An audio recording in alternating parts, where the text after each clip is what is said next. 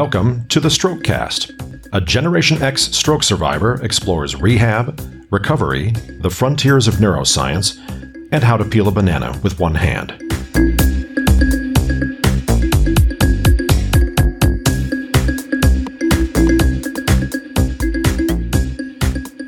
Hello, I'm Bill Monroe, and welcome to episode 34 of the Strokecast. Meet Ted W Baxter. Before I get started, I wanted to let you know that I am participating in the American Heart Association's Heart and Stroke Walk on October 13th here in the Seattle area, and raising money to support their heart and stroke care initiatives. If you're interested, please check it out and come join us. And of course, if you don't want to walk in Seattle, you can still participate. If you'd like to support these efforts with $5, $10, $20 or more dollars, please visit strokecast.com/Facebook and click the donate button in the top post. You know, I first heard about Ted Baxter's new book, Relentless, How a Massive Stroke Changed My Life for the Better, when his team reached out to me wondering if I wanted to speak with Ted. I jumped at the opportunity, and I'm glad I did. They sent me a copy of the book ahead of time, and I got surprisingly lost in its pages. It's a great story, and it's really well told. It's the story of Ted's stroke and the long road of recovery, something many of us are all too familiar with. Ted talks about his physical challenges, but much of the focus and much of Ted's concern, really, is coming back from global aphasia. The stroke had taken away his ability to speak and process language. He went from globe-trotting hedge fund executive to stroke survivor in rehab overnight. One thing that stuck with me is how Ted described his aphasia that night. He talks about listening to the paramedics, and it seemed like they were speaking a foreign language. We often think of aphasia as being the inability to speak, but remember, it's not actually a speech condition, really.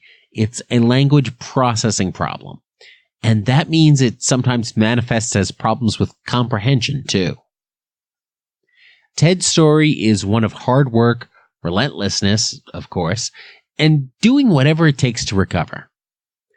Ted, of course, had significant financial resources at his disposal, which certainly helps, and allowed him to access a volume of services that all stroke survivors ought to have access to. But that's really a discussion for another time. Because all the resources in the world don't matter if you don't do the work or put the willpower to get better into each and every exercise that you do. Here's a little bit more about Ted. After spending 22 years in the financial industry, Ted W. Baxter retired as a global finance executive with a large hedge investment firm based in Chicago. Prior to that, Ted was a managing director for a global investment bank, and he was a Price Waterhouse partner and consultant concentrated on banks and securities, risk management, financial products, and strategic planning. Internationally, he spent 6 years working and living in Tokyo and Hong Kong. Ted now resides in Newport Beach, California, where he volunteers at several health-related institutions and hospitals in Orange County, leading groups in stroke-related communication recovery programs, and is a member of the board of directors at the American Heart and Stroke Association. So let's meet Ted. Welcome to Strokecast, Ted. I'm thrilled you could join us this week. Yes, I'm happy to be here. So we've heard a little bit about your background already. So let's start with, what was your life like before your stroke?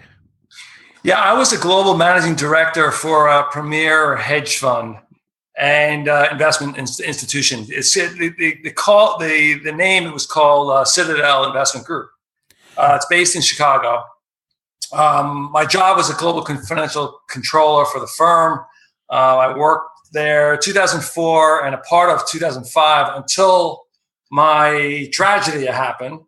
I was a huge job, one I loved, busy to the max every day, traveling the world for my job. But it was a lot of pressure, and with it is stress. So, and that was probably the beginning of the end. Previous to Citadel, I was a partner with Price Waterhouse. Where I built a financial services consulting practice in Tokyo for Price Waterhouse. And while you were there, I'm sure you You also were able to at least get fantastic exposure to some great breakfasts outside Tsukiji Market. Oh yeah. I was there. I lived in Tokyo for 5 years, and then moved to Hong Kong from there. I lived in Hong Kong for 2 years. But all in, I was in financial services industry for 22 years. I know about Nomura. Nomura was bigger and better than Citicorp. Okay. So put your name, put your mind into that and that level that I dealt with.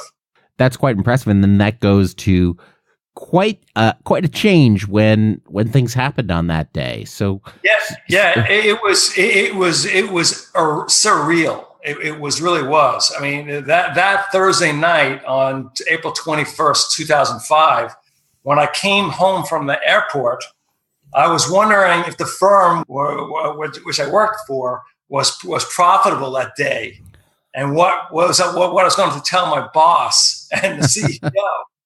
And then in the next minute, I was fighting for my life to see whether I'll be alive the next morning or not. Yeah, it was a shocking tragedy. You couldn't have predicted it.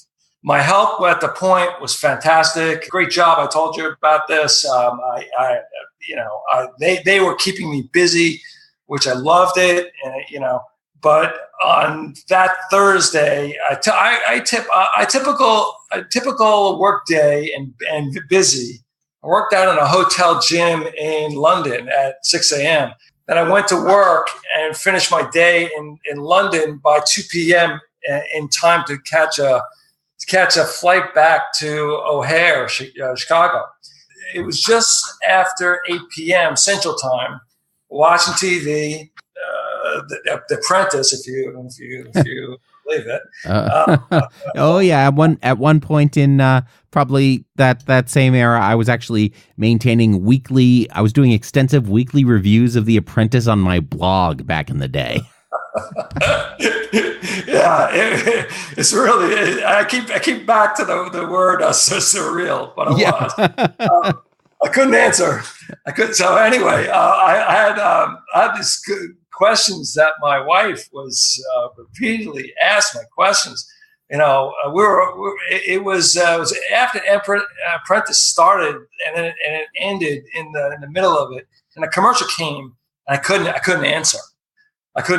And it wasn't like okay, just I didn't answer it because I happened to be looking the football statistics and while my wife was asking these questions. No, it wasn't like that at all. I was awake, but wasn't responding to her 5 or 6 questions. So this become a huge concern for her, right? At that moment, right, I lost control of language, which I can say this now because I can talk and I can read, I can do that right now. But I'm saying I couldn't tell anybody that at that point because I lost of it. I lost all of it. I lost the power of speech and I lost power of comprehending. Imagine a situation where I desperately wanted to tell her that something was wrong with me, but without comprehension and awareness, I simply didn't know how. So I was terrified, alone. My wife then called the police and the paramedics. I could hear them clearly, but I couldn't figure out what they were saying. Couldn't formulate their sentences. It was just like they had changed into a foreign language, which I hadn't heard before. So it was that kind of situation.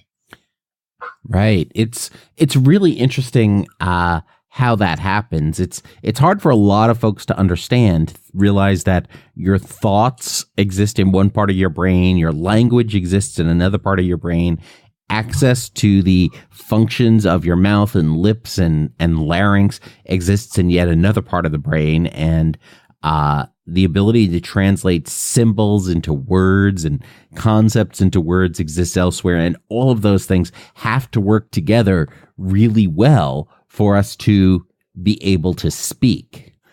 And that's hard for a lot of folks to visualize. Yeah, I agree. I agree. Yeah, my mind was like it was like a blank space. I mean, it was like I stared into space, starting to sweat. I could hear words and sentences, but I didn't understand what they were saying. And it's tough for me to describe to the people that I'm listening to.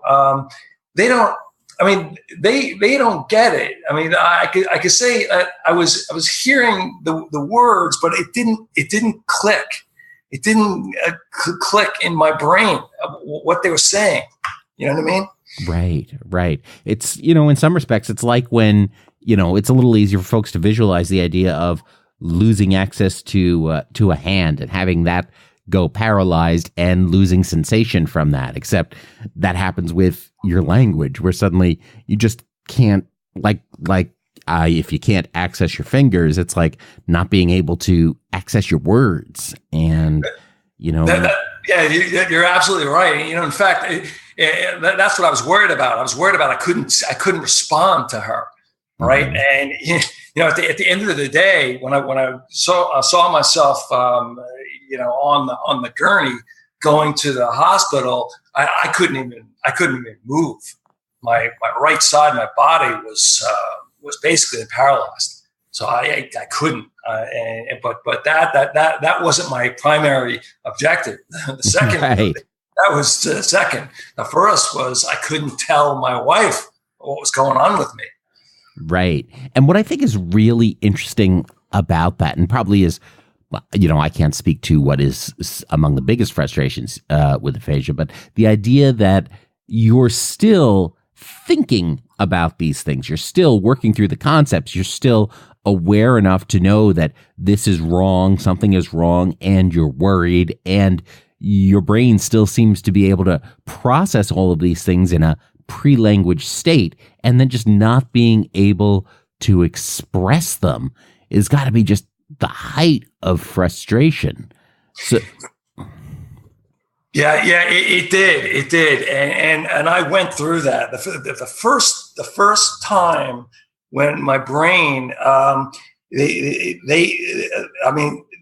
could figure out that I was worried, I was concerned, but what I couldn't do is to put those feelings together and to figure out that I needed to make a decision, one or the other.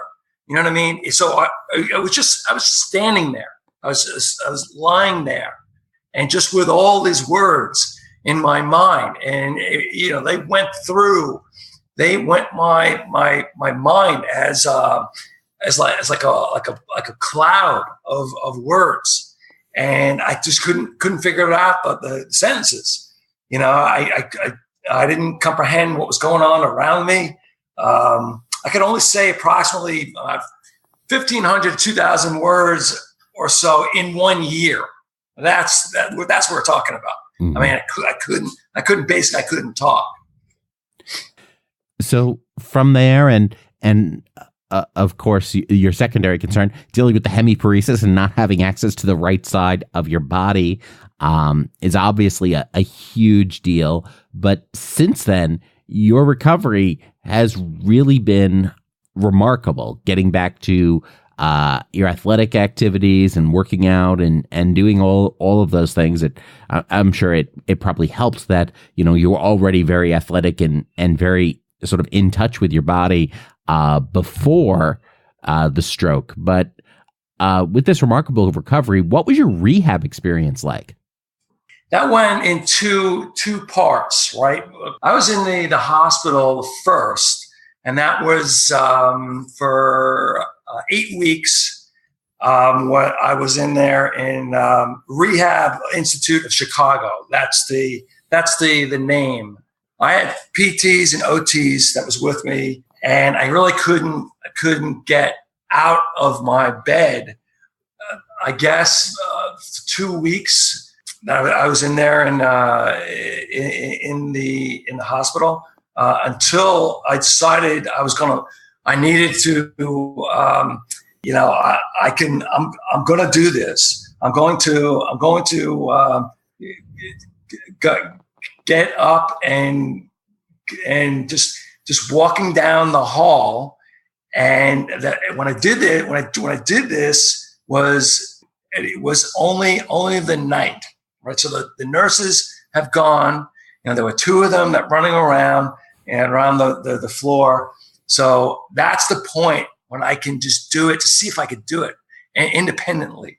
So, and the first 2 or 3 times, I fall. I fall off, and of course they found me, and I was my face got was like bludgeoned with somebody who had what was a hammer.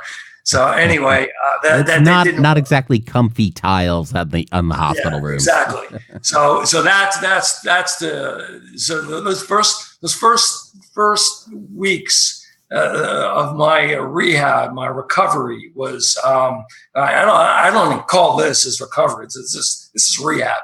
Was my physical side, because the other side, my speech, that was a totally different animal that I knew at that point. I knew it was I have to go into a separate therapy, or something that I didn't know at that point what happened to me, and that I had the stroke, but nobody didn't tell me. Well, they told me, but I couldn't understand it because I couldn't. What happened to me, that I just lost the language of speaking. So that happened. Yeah, and that's that's why I suppose they were so insistent during my time in the hospital that I keep the bed alarm turned on so I don't start doing things like trying to get up on my own in the middle of the night. Yeah, exactly. So one of the things you talked about in the book was in your physical therapy experience, getting to the point where you could go, walk 20 steps. And, many of the listeners here know how tiring and exhausting it is to just do 20 steps, and to think that wasn't that, it was like just not that long before, when a couple of miles would be no big deal. But you talk about going from 20 steps to being focused on getting to 100 steps. What was significant about that goal for you? Yeah, that means to me that I could prove myself that I'm going to get better, physical side, independently. Okay, now that's why I had to get it from 20 to 100 means achieving some small goals. I knew that conquering that as a massive problem, that will come, but that will come later. For me, just to be able to achieve some small goals, that was going to be a big deal for me as a personal person. So it doesn't matter how long, but to prove that I could continue to make progress, that was great for me. What I really like about that is it's a quantifiable goal. I think a lot of times, a lot of folks go in with they want to, be walking again, or they want to get back to what they were doing, or they want to just have some use here, but they don't necessarily put a specific number on it. And I think there's a lot of power in putting a specific number on what it is you want to accomplish. Yeah, it did. It did. And, so when I got to that point, I knew the physical side was within of my aura. So if you will. So I knew what I can do, the next step, what activities I could do, 2, 3, 4, 5 steps. I've already planned that out. But I haven't talked to you about the speech side. Right. That was a totally different story. Where before I ever got into to get my speech better, I needed to have like a cheerleader, somebody that was going to be pushing me, somebody that would back me up, and she knew, and this was my wife. She knew I needed what I needed to do. So that will come, but that happened later. Right. It takes some time to go ahead and reacquire those skills. It's interesting. The very first time in our life, it took us a very long time to expand our vocabulary and to be comfortable speaking effectively, as we went from infant to toddler to preschooler. Into child, and we learn to walk and to use our bodies more effectively earlier in that process. But we often forget that the previous time we learned all this stuff, it didn't happen overnight. We had people helping us and focusing on us and trying to help us acquire those skills. And after something like this happens, and that store of information and skills in the brain gets wiped out, we need to go ahead and relearn it. So what was your process like for relearning speech? Yeah, well, for this, I mean, I can tell you about the therapist and the hospital. Yeah. It was basically, this is not I'm bashing on them. Yeah, this is my situation. I had my prognosis. It was bad. I had global aphasia at the point, and you know what it is. But it's full on aphasia, which I couldn't talk. It's just a bad situation. And then when at the point when I released by the hospital, when I got home, I had conversations with my wife. And she said to me, look, I'm going to send you to this rehab of Chicago, local suburban location. So I said, yeah, I agreed and stuff. But I was there every day. I was outpatient. So I went there in the morning, and she would take me there, and she'd pick me up every night. At that point, I learned how to say things like nouns. We started with the flashcards and the apple, that kind of stuff. And at those early days, it didn't really work with me, because my brain, it was still figuring out where it should be. I know this from talking to a neurologist. In fact, I talked to 3 or 4 neurologists. They said that to me. He said, look, your brain is, just think about the term Jello. That is your brain right now.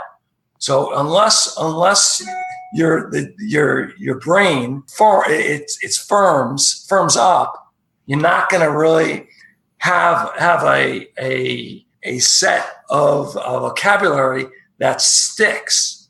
So and then they were absolutely right. And it's really interesting. And the way to get to that, it takes time, it takes rest, and it takes doing the work to get there. You've come a long way from that night and from that rehab experience of dealing with global aphasia and getting your physical abilities back, your language abilities back, or rather redeveloping them in a way that many folks who go through something like this don't have a recovery quite like this. So what do you think made you, in particular, so successful in this journey back?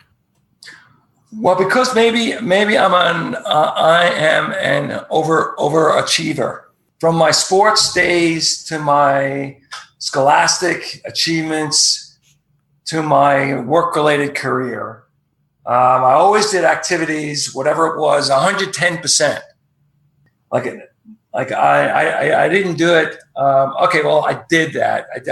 I met the requirements. I'll do it when I can be sure that I really have done this. So 110%. So it's in my nature. I always played point guard when I was played basketball varsity. I always played quarterback when I was playing junior high. I got my undergrad in 3 years from Hofstra University. You know what I mean? It was in my my bread and butter that I have all this overachievement. And I when I had the first time I had a ghostwriter. She said to me, I want you to tell me about your childhood. And I went through all this. And then at that moment, I was thinking about, well, this is probably why it took me to get back from those hospital days, and why my recovery was so successful. Mm-hmm. Yeah, it makes a difference being able to have that focus on doing the work and doing more work than other folks might be asking of you. And what I think is really, really cool about that is that is, some people may be born with that intrinsically, but it's also something that anybody can learn. Anybody can make that change, and that can have a big help at points in recovery and later in life. So you talk a lot about that day and your journey back in a lot more detail in your new book, Relentless. So can you tell us a little bit about Relentless? Yeah, sure. My book, which is a memoir, is all about what happened to me, the challenges I had to overcome, the medical challenges, and the recovery. And that will take a little time to read through it, but it is. But I put at my subtitle is the how a massive stroke changed my life for the better. Now, and hopefully this gives you some pause, right? My life is so much better now than it was then. And if you think about it, wow, this is really weird. This is for this guy to say this, right? Well, it is. Because now I learned how to appreciate life more in a balanced way.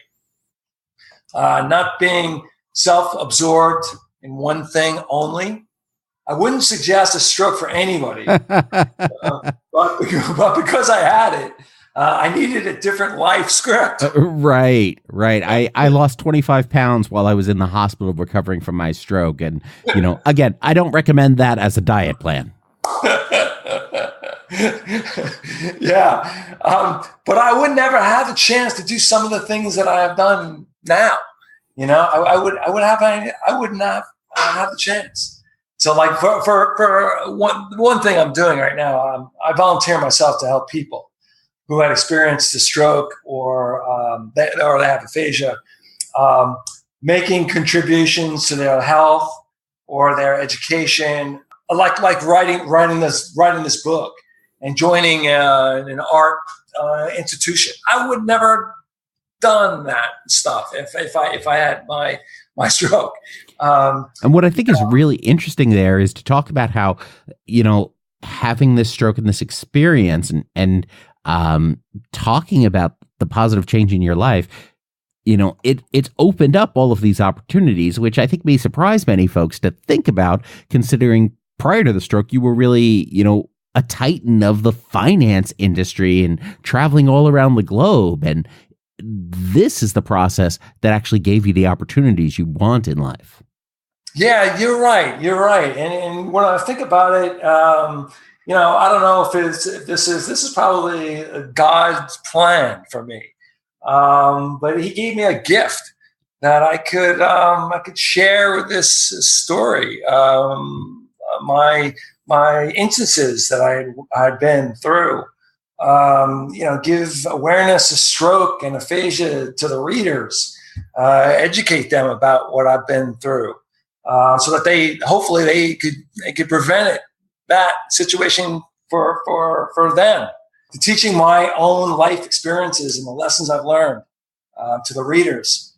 That's what I've done now. So you're right. I think that's God.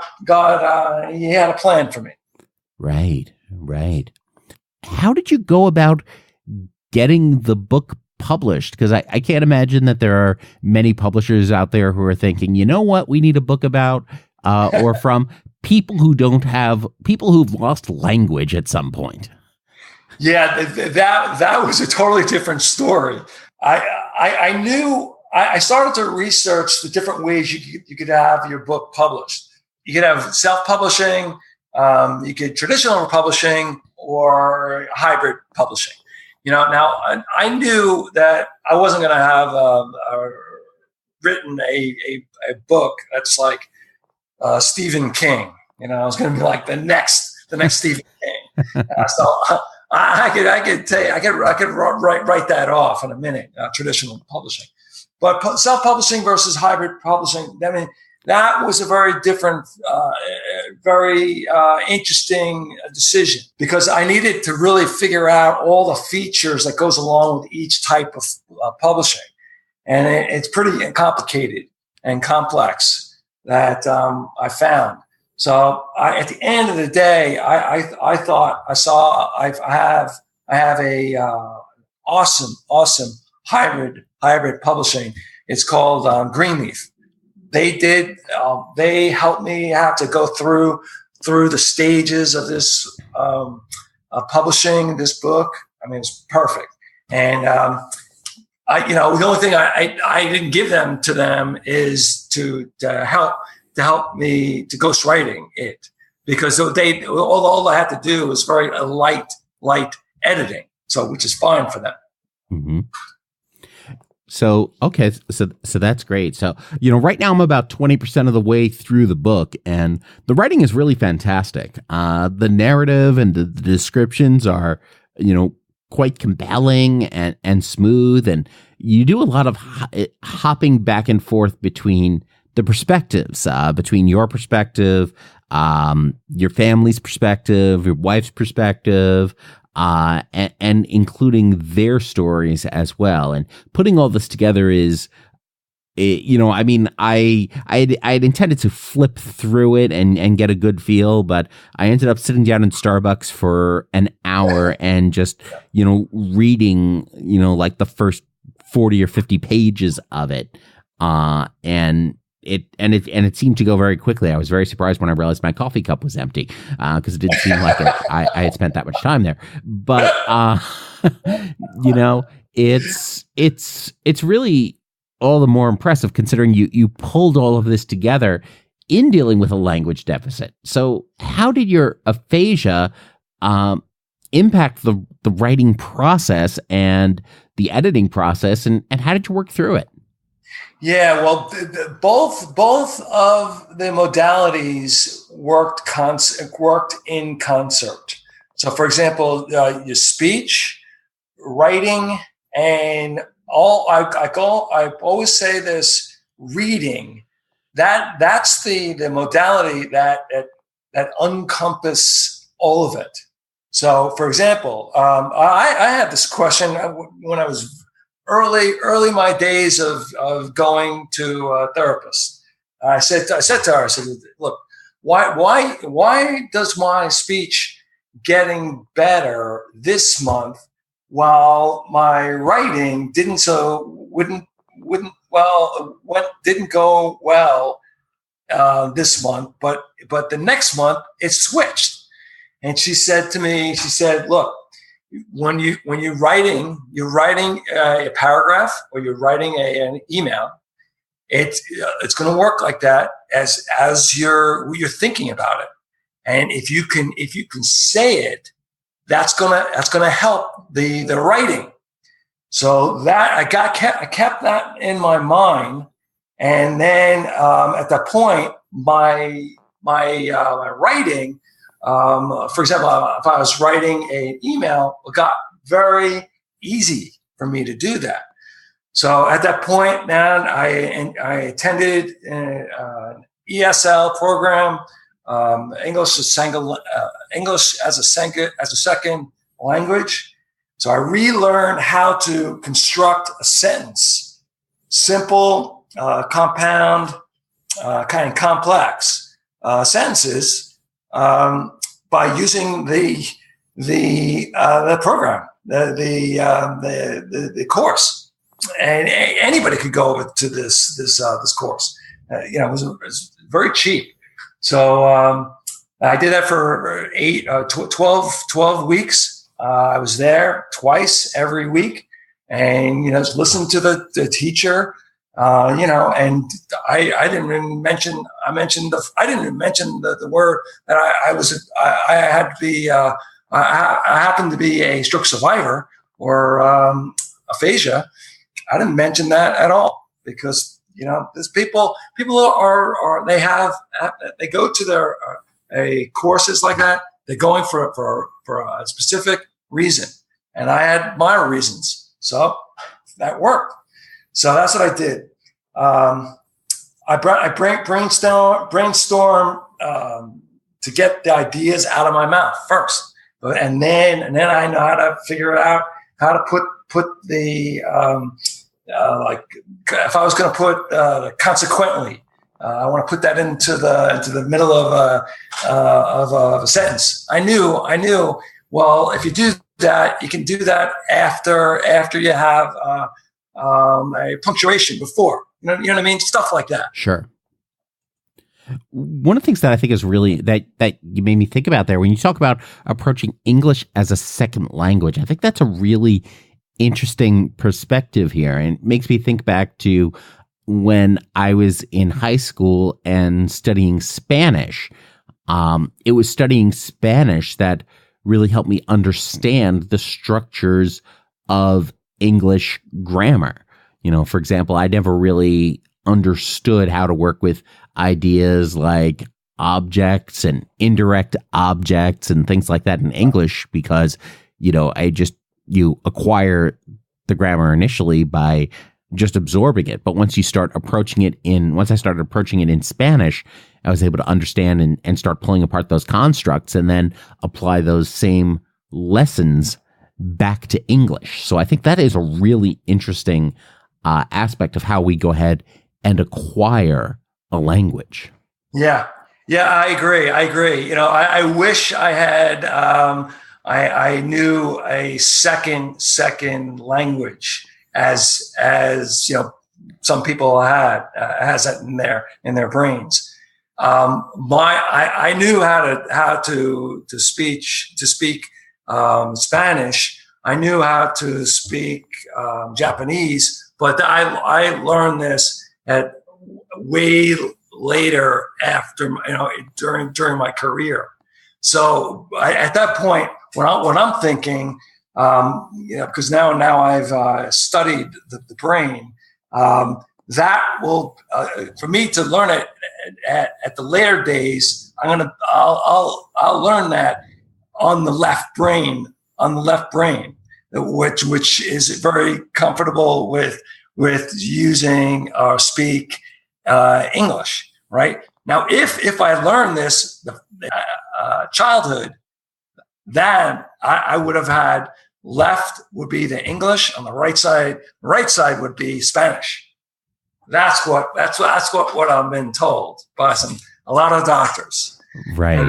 And that way I could have cut the time I needed to come back from stroke.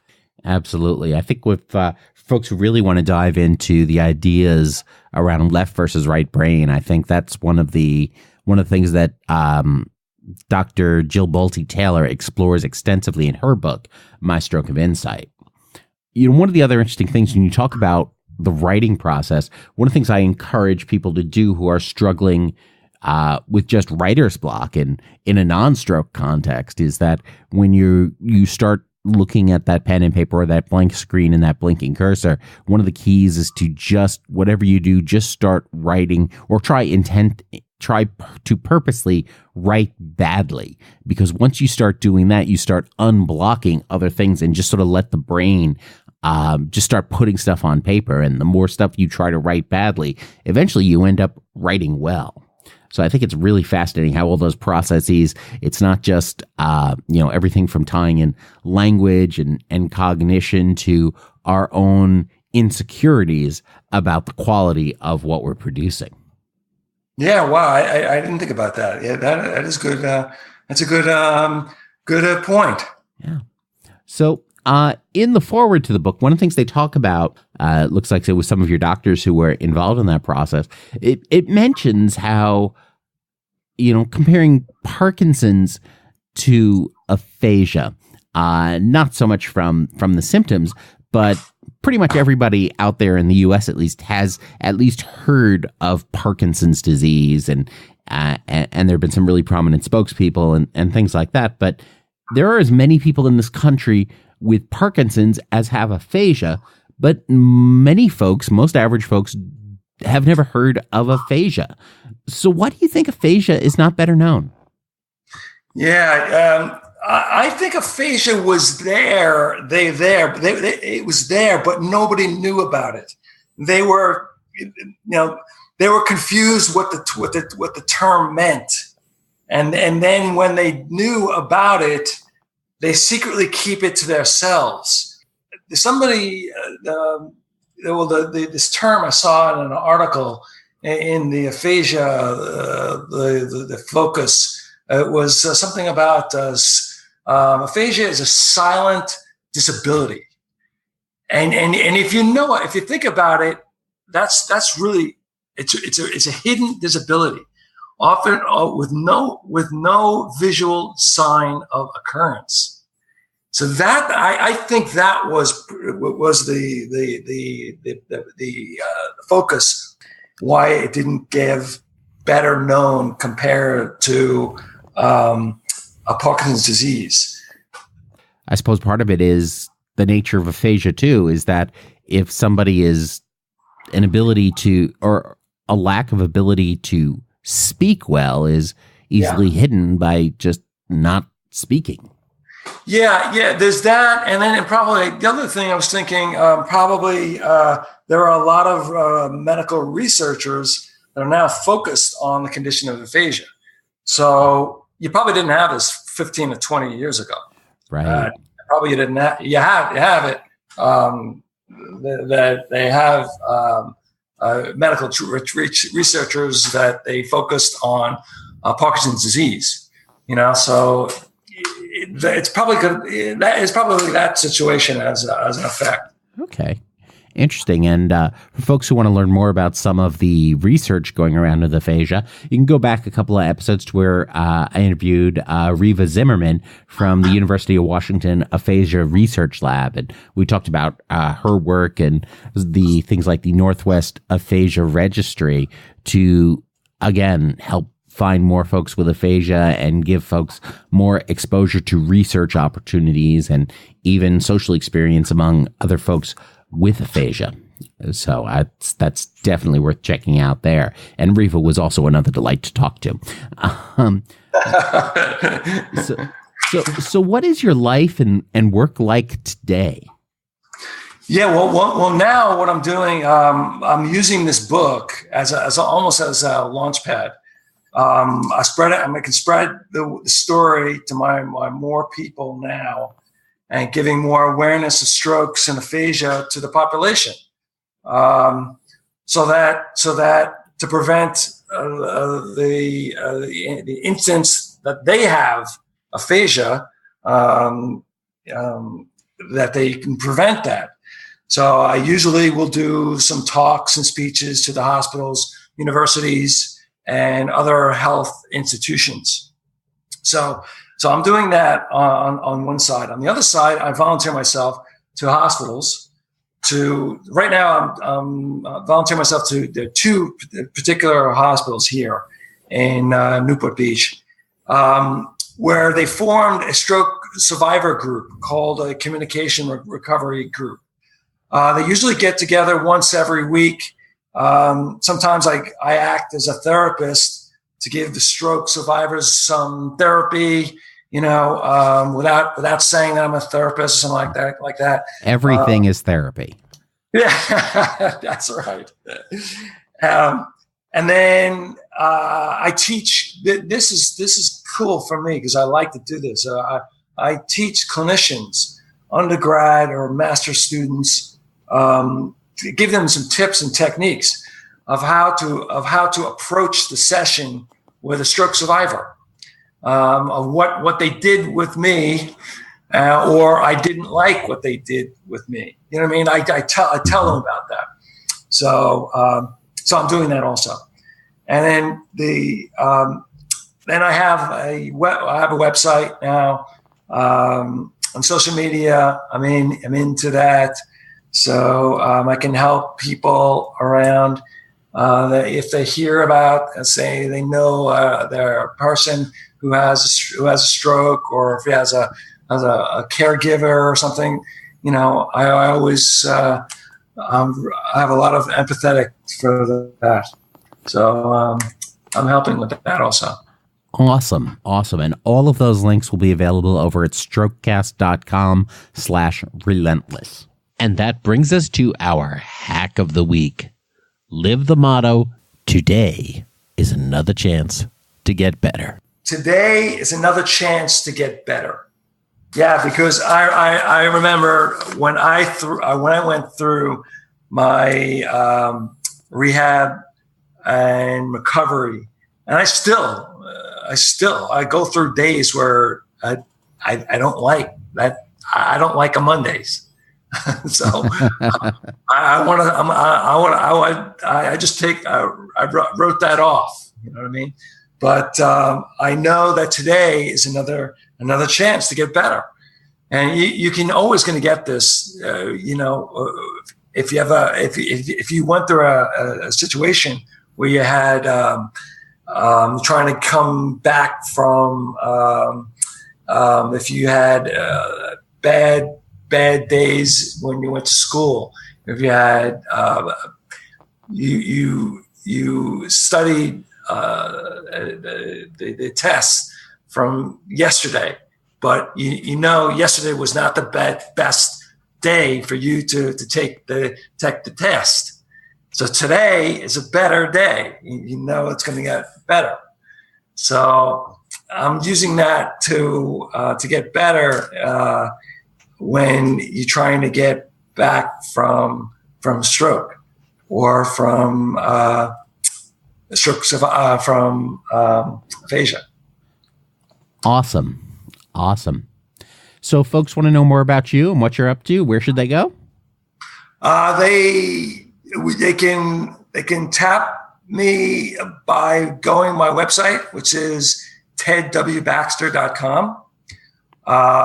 There I've put a few of the hospitals, universities, and health institutions that I'm volunteering myself and speaking at. It describes more about me and my book.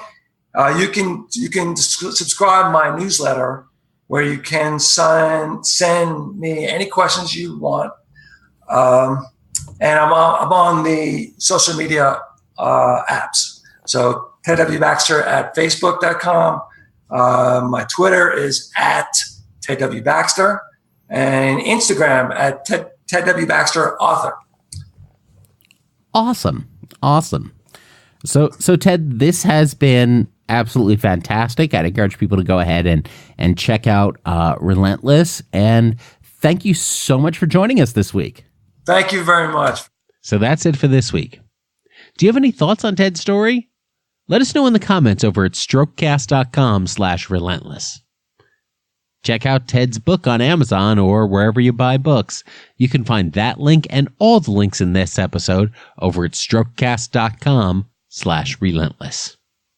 Be sure to contribute to my American Heart Association fundraiser for the Puget Sound Heart and Stroke Walk over at strokecast.com/Facebook.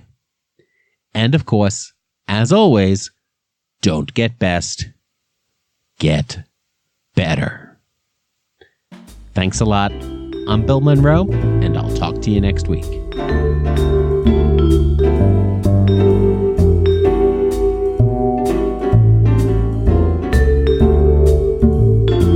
The Strokecast, Bill Monroe, and Bill's guests provide general information and entertainment, not medical advice. Please do not make any changes to your treatment plan or the execution of your treatment plan without first consulting your personal doctor or medical team. The Strokecast is a proud production of the Currently Speaking Podcast Network.